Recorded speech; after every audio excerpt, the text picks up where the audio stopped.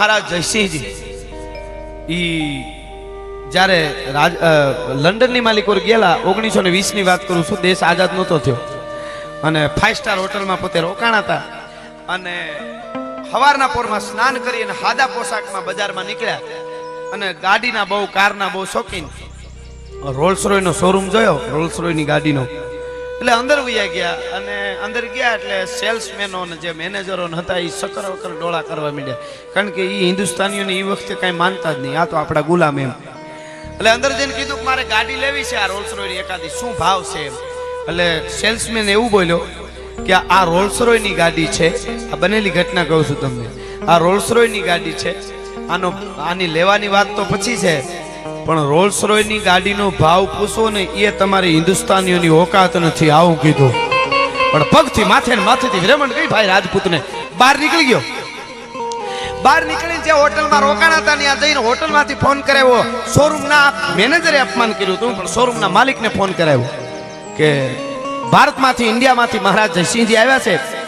Hello મહારાજ જયસિંહજી, અને એને Rolls રોયની ગાડી લેવી છે. પણ પછી તો રેડ કાર્પેટ પથરાઈ ગઈ, બીજી વાર તૈયાર થઈને આવ્યા, પૂર્ણ પોશાક ધારણ કર્યો મહારાજનો, અને શોરૂમનો માલિકે આવી ગયો અને શોરૂમમાં દાખલ થયા અને આવીને કીધું કે કેટલી ગાડીઓ તમારા શોરૂમમાં પડી અટાણે? તો કે 6 ગાડી પડી છે રોલ્સ રોયની, જે તમે કહો એની એક ગાડીની ડિલિવરી કરાવી દે. તો કે એક ગાડી નહીં, કે તો કે 6 ગાડીની જેટલી થાય એટલી કિંમત અને અહીંથી ભારતમાં પુગાડવાનો જેટલું કિરાયો થાય, ભાડું થાય, એ ભાડું જટ લઈ લ્યો અને ગાડીઓ મારા ભારત ભેળી કરો. હવે મારે તમને દેખાડવું છે કે ભારતનો રાજપૂત કોને કહેવાય, હિન્દુસ્તાની કોને કહેવાય. 6 ગાડી ભારતમાં આવી, રાજસ્થાનમાં આવી, અલવરમાં આવી, અને જે આજે મારી અને તમારી ભારત સરકાર સ્વચ્છતા અભિયાન ચલાવે છે, clean Bharat, make in India, ચોખ્ખું રાખવું આપણું ભારત, સારી વાત છે, આપણે વંદન કરીએ, આ કરવું જ જોઈએ, ભારતમાં ચોખ્ખાઈ હોવી જ જોઈએ.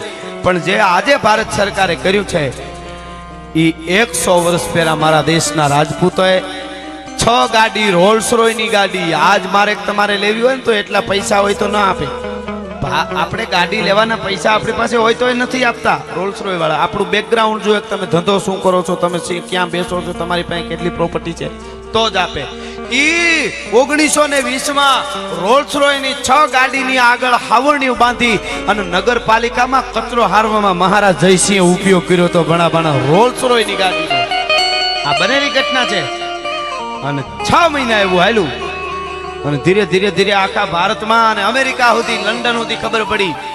અને પછી કોઈ સારા પ્રસંગમાં કોઈ માણસો ભેળા થાય ને તો એમ કે તમારી પાસે કઈ ગાડી છે, એમ કોઈ પૂછે કઈ કાર છે, તો કે મારી પાસે રોલ્સ રોયની ગાડી છે. તો કહો રોલ્સ રોયની ભારતમાં કચરો હારવામાં કામ કરે છે, એ તમારી પાસે છે? ગાડી કંપની વાળાને ધંધો મીઠો ભાંગવા ખબર પડી કે ગાડી કોઈ લે નહીં.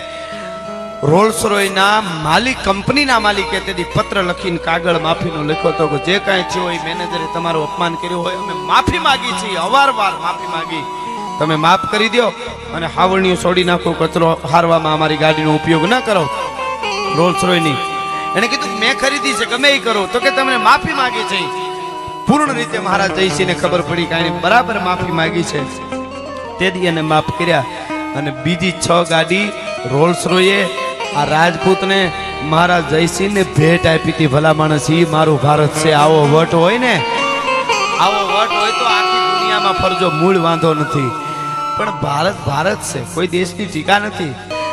મારે તમારે ગમે એને આવીને વયું જાવ, પણ હારા કામ કરી ગયા એના જગતના ચોકમાં કાળની છાતીમાંથી ઉજળા ઇતિહાસ લખાઈ ગયા છે ને, બ્રહ્માની પણ ત્રેવડ નથી એમાંથી કાઢી હતી. એટલે આ પ્રસંગ સવારનો પોર ઉદયાચલના ઓરડેથી નારાયણે કોર કાઢી અને સલંબરની ડેલીએ, સલંબર મહારાજ રાજપૂતની ડેલીએ એક સંદેશાવાહક આવીને ઉભો છે. રાજપૂતને પરિણામે 7મો દી છે, હજી 16 વર્ષની કંકુની લોળ જેવી રાજપૂતાણી પરણીને આવ્યા છે. સવારમાં વેલા ઉઠી રાજપૂતાણી સ્નાન કરી, પૂજા પાઠ કરી અને 16 શણગાર સજી અને હરખાતા કામ કરે છે. એમાં સંદેશાવાહક ડેલી આવ્યો અને કીધું દરબારને ઉઠાડો, ઉદયપુરથી સંદેશો લઈને આવ્યો છું, મહત્વનું કામ છે. રાજપૂતાણી છે એ હરખાતી જઈને કીધું કે મીઠી મસ્કરી કરીને પિયુને જગાડું. ઓરડે જઈને ઉઠાડે છે. ઉઠો સ્વામિનાથ. ઉઠીને કીધું શું છે? તો કે ઉદયપુર થી સંદેશાવાહક આવ્યો છે. તો કે હા હું જાગું છું. એમ કરી યુવાન ઉભો થયો. રાજપૂતાણીને કીધું તમે ઓરડે જાઓ, હું એને મળી લઈશ. અને માણસ સંદેશો લઈને આવ્યો, તેને અંદર બોલાવ્યો. માણસને કીધું અંદર આવ્યો તો વર્તી ગયો, આ તો મારો મિત્ર છે, હારે જ રહેવા વાળા. બે ભેટી પીડ્યા બથ ભરીને. અને પછી કીધું શું ભાઈ વાત છે? તો કે દિલ્હીના બાદશાહની જાન દિલ્હીથી નીકળી ગઈ છે રૂપગઢની ચારુમતીને પરણવા માટે. રાજપૂતની દીકરીને પરણવા માટે દિલ્હીના બાદશાહની જાન દિલ્હીથી નીકળી ગઈ છે. અને 16 વર્ષની રાજપૂતાણીએ એવું નક્કી કર્યું કે દિલ્હીના બાદશાહને પરણું એની પહેલા ખોળિયામાંથી હું પ્રાણ છોડી નાખું, પણ એની પહેલા કોઈક રાજપૂતને જોઉં, અવાજ કરી જોઉં. એટલે ઉદયપુર મહારાજ રાણા રાજસિંહ એને કાગળ લખીને ચારુમતીએ કીધું. ચારુમતીની ઉંમર 16 વર્ષની હતી. રાણા રાજસિંહની ઉંમર 63 વર્ષની હતી. 63 વર્ષની ઉંમરના રાજપૂતને કાગળ લખીને કીધું કે રાજપૂત જો મૂછમાં મરદાય હોય ને તો પરણવા વયો આવ્યો, હજી તને પરણવા માટે હું તૈયાર છું, હું રાજપૂતાણી છું ભલા માણસ. અને ઉદયપુર મહારાજ રાણા રાજસિંહજી એને એમ થયું કે એક સ્ત્રી, એક અબળા મને અવાજ કરે ને એને પરણવા ન જાઉં તો હું રાજપૂત ન કહેવાઉં. દિલ્હીથી દિલ્હીના બાદશાહની ઔરંગઝેબની જાન નીકળી હતી. ઉદયપુર મહારાજ રાણા રાજસિંહની જાન નીકળી. અને રાણા રાજસિંહ પરણવા જાય તો દિલ્હીના બાદશાહની જાન અહીંયા ફૂગે એની પહેલા આને પરણીને પાછું વળવું પડે. ત્યાં સુધી દિલ્હીના બાદશાહની જાનને રોકે કોણ? એની જાનને રોકવા આ રાજપૂતને સલંબરમાં સંદેશો લઈને માણસને મોકલ્યો છે કે તારે આડું ફરવાનું છે સેના લઈ. અને 21 વર્ષનો રાજપૂત પરિણાને હાથમો દી હતો. 16 વર્ષની રાજપૂતાણી હતી. એ ઉઠાડવા ગઈને સંદેશાવાહક મળ્યો. સંદેશાવાહક સંદેશો દઈને નીકળી ગયો પાછો. રાજપૂતાણી ઓરડે વયા ગયા. પાછા જોવા આવ્યા ઘડીક વાર પછી કે રાજપૂત જાગી તો ગયા છે ને, જોતી આવું. એ હરખાતી ઈ આમ રાજપૂતાણી હતી એકલી જાણે પોતાના કુળની હારે વાતું કરતી હોય એમ વયા આવે. ઓરડામાં આવી જોવે તાં તો રાજપૂત ઘડીક પહેલા પૂર્ણ શૃંગારમાં હતો. વીરરસમાં કેસરિયા વાઘા ધારણ કરેલો રાજપૂતને જોયો. ફરક મુસળિયું થતી હતી. રાજપૂતાણી હતા એટલું બોલ્યા, કહા સલે સ્વામીનાથ? એટલી વારમાં કે કેસરિયા ધારણ કરી લીધા, ક્યાં ઉપડ્યા? કહા સલે સ્વામીનાથ? એટલે રાજપૂતે આખી માંડીને વાત કરી. એક રાજપૂતાણીની ઇજ્જત બચાવવા માટે ઉદયપુર મહારાજ રાણા રાજસિંહજી જાન લઈને એને પરણવા જાય છે. એને સંદેશો આવ્યો છે ચારુમતીનો. અને એ એટલે પરણવા જાય કે દિલ્હીના બાદશાહની એને ઈજ કન્યાને પરણવા જાન નીકળી ગઈ છે. અને દિલ્હીની જાન છે એ બાદશાહની જાનને આડું સેના લઈને મારે ખપી જવાનું છે. એની જાનને રાણા રાજસિંહ ચારુમતીને પરણીને પાછા વળી જાય ત્યાં સુધી જાનને મારે બાદશાહની રોકવાની છે. એ આટલી જ્યાં વાત કરીને તો 16 વર્ષની રાજપૂતાણી ઘડીક પહેલા પૂર્ણ શૃંગાર રસમાં હતા ને, એ શૃંગારમાંથી કલર બદલ્યો અને ચોટીલાના ડુંગરેથી ચંડમુંડને રોળવા માટે ચામુંડા ઉતરી હોય એવું લાલ ઘૂમ રૂપ થઈ ગયું ભાઈ રાજપૂતાણીનો. છમ જેને કહેવાય આખું છે એ ફરવા મંડાણી. રાજપૂતાણી આરતીની થાળી લઈને કીધું, જાઓ રાજપૂત ફતેહ કરજો ને ઘોડા ઉપર સવાર થયો રાજપૂત. ઘોડું હાલતું થાય ને પેલા રાજપૂતે ખાલી એટલું કીધું, રાજપૂતાણી આપણે પરિણાને હાથ દી થયા છે, હજી પીઠીએ પૂરી ઉતરી નથી, તમારું ધ્યાન રાખજો. અને ઘૂંઘટામાંથી રાજપૂતાણીએ કીધું, રાજપૂત મારા ધર્મરી મુજે પતોવે તું થારો ધર્મ સંભાળશા. મારા ધર્મરો મુજે પતોવે તું થારો ધર્મ સંભાળ. રાજપૂત તું તારો ધર્મ સંભાળી લે, મારા ધર્મની મને ખબર છે. રાજપૂત ઘોડા ઉપર સવારથી નીકળ્યો. ડેલીએથી પાછો વળ્યો. બીજી વાર વળી પાછો આવી કે રાજપૂતાણી આપણે પરિણાને હાથ જ દીધી આવું, પાછો આવું ન આવું તો તમને તમારું ધ્યાન રાખજો. તો કે મારા ધર્મની મને ખબર છે. મેં જેસલ મેરી ફટિયા અણરી દો બાતારી અચરજ, બેટો રણ જૂજી મરે બેટી કાઢ સણદ. મને મારા બે ભાઈઓ લાજ બચાવવા વાળા હારે રાખું છું. રાજપૂતાણી હંમેશાને માટે બે ભાઈઓ પોતાના હારે રાખે ઇજ્જત બચાવવા. એ ભાઈઓ ગુપ્ત હોય, કોઈ જોઈ ન શકે. એક આવડો ભાઈ હોય, આવડો ભાઈ હોય, આવડો જમૈયો આવે કટાર. પણ ઈ કટાર કેવી હોય ખબર? જમૈયો ખડમાં ઘાસમાં હુકેલા ઘાસમાં નાખેલો હોય ને એ જમૈયો મ્યાન કાઢીને તો પક્ષી પાણી પાણી સમજીને પીવા ઉતરી જાય એવી ધારવાળો જમૈયો હોય, એ ભેટમાં હોય, કોઈ જોઈ ન શકે. કદાચ એવી કાંઈ ઘટના બને ને કોઈ સ્પર્શ કરવા આવે ને, એ જમૈયો આમ નીકળીને ફરાડ કરતો પોતાના પેટમાં મારી દે, શ્વાસ વયા જાય, આંતરડાનો ઢગલો થઈ જાય. પણ એક ઈ ભાઈ, એક બીજો હાવ નાનકડો ભાઈ હોય, ઈ ભાઈ છે ને કદાચ જમૈયો કાઢવાનો વખત આવવા દે, કોઈ ન આવવા દે, તો અહીંયા વીટી હોય, વેઢમાં તલની કણી જેવડું સમલખાર હોય, હળાહળ.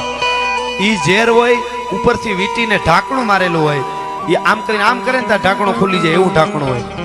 ઈ કદાચ હાથ બીજો ન આવે તો આમ કરીને આમાં શરીરે અડાડે ને તો એ ઢાંકણું ખુલી જાય, અને એ વીટી ખાલી હોઠે પૂગે ને આમાં અડે ને ત્યાં ખોળિયામાંથી પ્રાણ વયું જાય. આવું ઝેર હોય, ઈ બીજો ભાઈ હોય રાજપૂતાણીનો. આવું ઇજ્જતને બચાવવા માટે બે ભાઈઓ, રાજપૂતાણીએ કીધું મારા બે ભાઈઓ મારી હારે છે, લાજ બચાવવાના, તું તારી ફતેહ કર. નીકળી ગયો. રાજપૂતાણી ઓરડામાં વહી ગયા.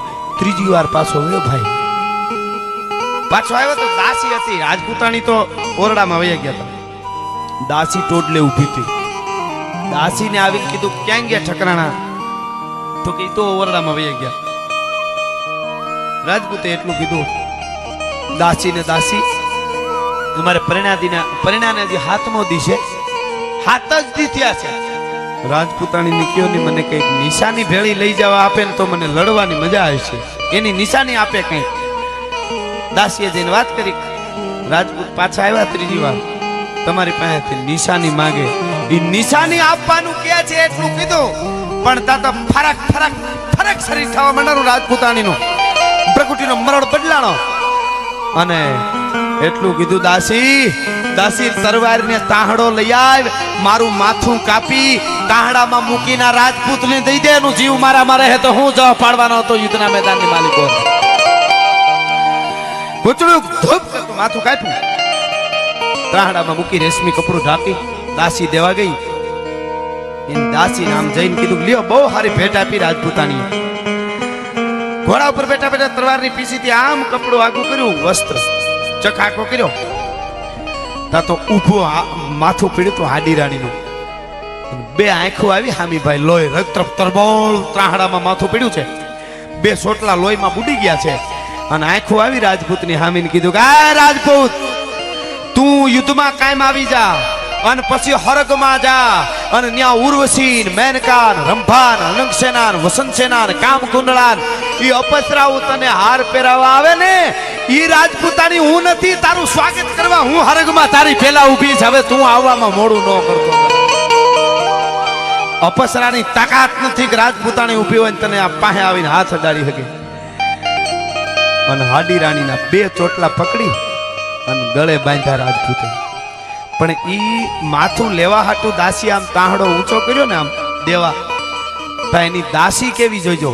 આમ તાહડો દેવા ઊંચો કર્યો તો મારવાડથી આવેલી દાસી, મારવાડનો પોશાક છે ને એવો હોય કે ઊંચા હાથ કરે તો બે પડખા ખુલ્લા થાય. આમ હાથ કર્યા ને બે પડખા ખાલી દેખાણા. રાજપૂતની આમ નજર પડી ને તો દાસી બે પડખામાં જમૈયા ધરબી દીધા હતા, લોહીના ભભૂકા જાતા હતા. રાજપૂત એમ થયું, વાહ દાસી, તે વિદાય લઈ લીધી. તો કે મને આ લઈ આવવા વાળી વહી જતી હોય પછી મારે હું પડ્યું રહીએ. હવે તમે પાછા ન પડતા ને યુદ્ધમાં ઉતરો.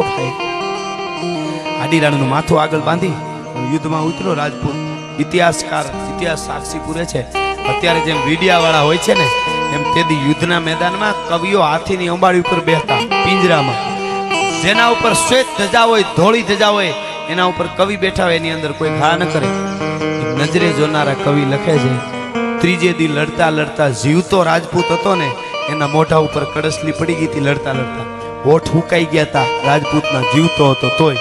પણ જે હાડી રાણીનું માથું બાંધ્યું હતું ને ગળે, એના ગાલ ઉપર, મોઢા ઉપર નહીં, પણ હોઠ ઉપર કડસલી નહોતી પડી. આનાથી મોટી ખોડિયાર તમને ક્યાં જોવા મળે? આનાથી મોટી